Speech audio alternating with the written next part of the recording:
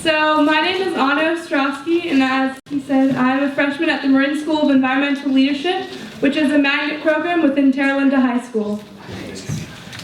So this past winter break, I was lucky enough to travel with 7 of my fellow Terra Linda High School classmates to Ecuador with GSE. Our trip was amazing, but it was on the last night, after a long day of snorkeling and being in the sun, that the weight of the experience began to settle in. After an unforgettable week filled with jungle reforestation, sunburns, beautiful friendships with our Ecuadorian friends, and mild gastronomical issues, we came together for a storytelling workshop right before a midnight bus ride from our hostel in Puerto Lopez to the airport in Guayaquil.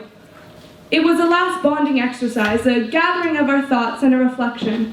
For all of us, sunburned and drowsy on the deck of a hostel, ocean breezes blowing through our hair, it had been a very impactful trip. For me, caught in the web of our shared experience and power, it was a particularly emotional time.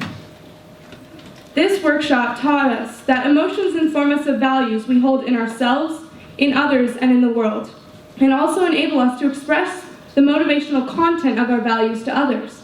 Values then inspire action through emotion. Some of the key emotions that make a good story are anger, urgency, that you can make a difference, and hope. The act of verbalizing my story and the emotions that came along with it made it real and gave me power. So I'm going to use those lessons to share my story and our collective story, which doesn't differ too much from the version I told that night. I'd like to take you back to what I like to call my Green Club days. When I was little, I was fascinated by animals, polar bears in particular. I would Google everything there was to know about them, reading up on sites like National Resource Defense Council. I fell in love with these majestic snowy giants. I was excited to learn about the world and all the amazing wonders of nature. In elementary, I joined the green team at my school and did everything I could to save this beautiful planet we call our home. As I got a little older, I started to feel the weight of the world. I didn't understand why no one seemed to be as passionate as I was, why no one seemed to care. I lost interest in environmentalism, something that I really loved, because I felt that what I was doing wasn't making a difference, that no one cared. I also lost confidence in myself.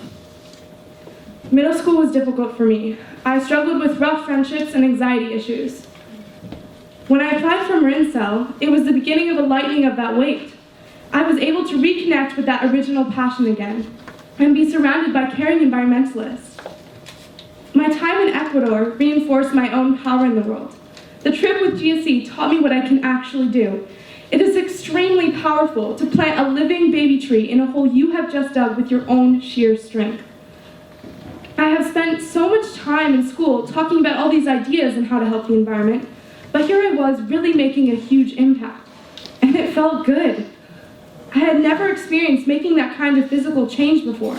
I was able to push through adversity abroad in a really positive way, past sunburns, sweating and working hard in the jungle, and many a bug bite.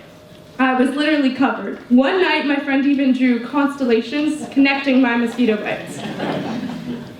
But the whole time, I was feeling like I was changing the world.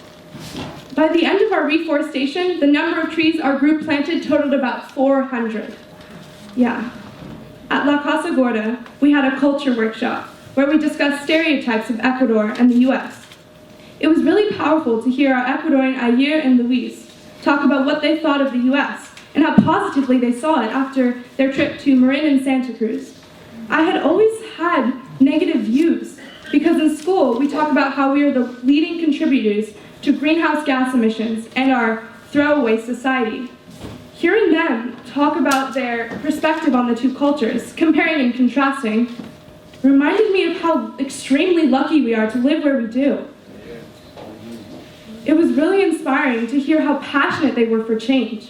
It showed me that it wasn't just me, that Eagle Club students 6,000 miles away are doing this amazing work too.